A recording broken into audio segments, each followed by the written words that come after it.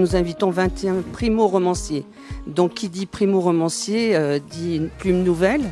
Donc ils nous apportent tous leur nouveau univers. C'est chaque fois un renouveau pour ainsi dire. Et puis c'est des primo-romanciers francophones, mais c'est aussi des primo-romanciers qui sont à la fois partenaires de lecture plurielle, c'est-à-dire italien, allemand, roumain, anglais. Et donc cette année, ce qu'il faut savoir, c'est que c'est l'Allemagne qui est le pays mis à l'honneur cette année. Ça fait 14 ans que nous travaillons avec les comités allemands. Donc cette année, l'Allemagne est mise à l'honneur. Invité en 2002 pour le festival, j'ai eu l'occasion de découvrir le principe du festival, qui est un principe un peu hors norme en fait. La plupart du temps, quand on est invité pour des rencontres littéraires, on est face à une salle de lecteurs potentiels, mais qui n'ont pas encore découvert le bouquin. Là, à Chambéry, c'est exactement l'inverse. Les gens ont lu en amont les livres et ont décidé de faire venir tel ou tel auteur.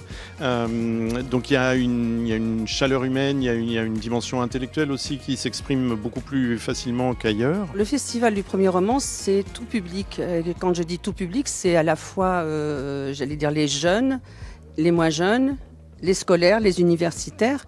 Donc nous aurons des rencontres pour tous, demain avec les scolaires, et puis justement avec des écoles, par exemple des écoles primaires aussi, qui reçoivent des auteurs. Et puis dimanche, il y aura aussi des contes pour enfants. Donc j'invite tout public. Parce que comme nous disons à lecture plurielle, c'est la lecture, la littérature contemporaine ouverte à tous, que chacun trouvera sa place. Cette année, il y a une journée qui est consacrée à l'humour en littérature, qui n'est pas la chose la plus évidente dans la littérature française, qui est souvent grave, qui est plus facilement tournée du côté du tragique. Et donc voilà, c'est d'essayer de mettre en avant des livres qui sont des grandes œuvres comiques et qui en même temps aussi disent quelque chose de notre rapport au monde, qui ne sont pas simplement des catalogues de blagues. Donc, je suis très touché de cette année de pouvoir accompagner une nouvelle promotion d'autrices et d'auteurs qui viennent de faire paraître leur premier roman.